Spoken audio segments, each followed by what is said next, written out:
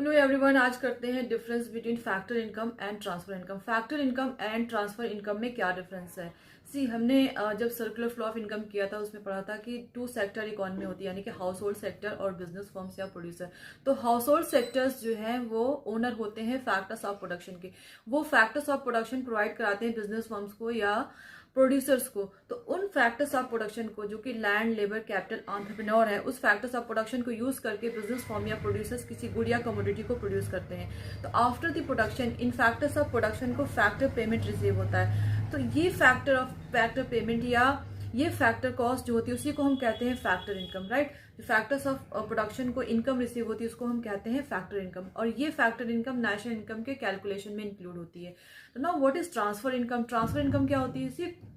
Transfer income कह सकते हैं कि फ्री की इनकम, मतलब इसको आपको अर्न नहीं करना पड़ा, इसके बदले में आपको कोई काम नहीं करना पड़ा, वो इनकम जो आपको फ्री में रिसीव हो रही है।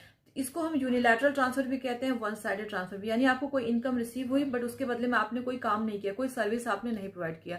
तो these are not related to any kind of work और services rendered by the owners of the factors of production. ये इनकम जो है किसी भी तरह की वर्क या सर्विसेज से रिलेटेड नहीं है, ठीक है। तो इसके एग्जाम्पल क्या है? जैसे कि गिफ्ट्स हो गया, चैरिटी या डोनेशन। कुछ एनजीओज होती हैं तो उन्हें कुछ लोग जैसे डोनेशन प्रोवाइड कराते हैं, या फिर गवर्नमेंट जो है आजकल एक स्कीम आई हुई जिसके थ्रू जो 60+ पीपल हैं उनको ओल्ड एज पेंशन मिलती है, ₹3000 उनके अकाउंट में डिपॉजिट होता है। तो ये भी क्या है? ये भी ट्रांसफर इनकम है। या डेवलप्ड कंट्रीज में क्या होता है? अनएम्प्लॉयमेंट कॉम्पेंसेशन प्रोवाइड किया जाता है। जो लोग टेम्परेली अनएम्प्लॉयड हैं या फिर जिनकी जॉब छूट गई या फिर जो for the first time they are looking for the job, तो उनको जो है उनको अनएम्प्लॉयमेंट कॉम्पेंसेशन प्रोवाइड कराया जाता है। तो इस टाइप की जो भी इनकम होती है, चैरिटी, डोनेशन, अनएम्प्लॉयमेंट कॉम्पेंसेशन या फिर ओल्ड एज पेंशन, तो ये सारा किस में आता है? ट्रांसफर इनकम में।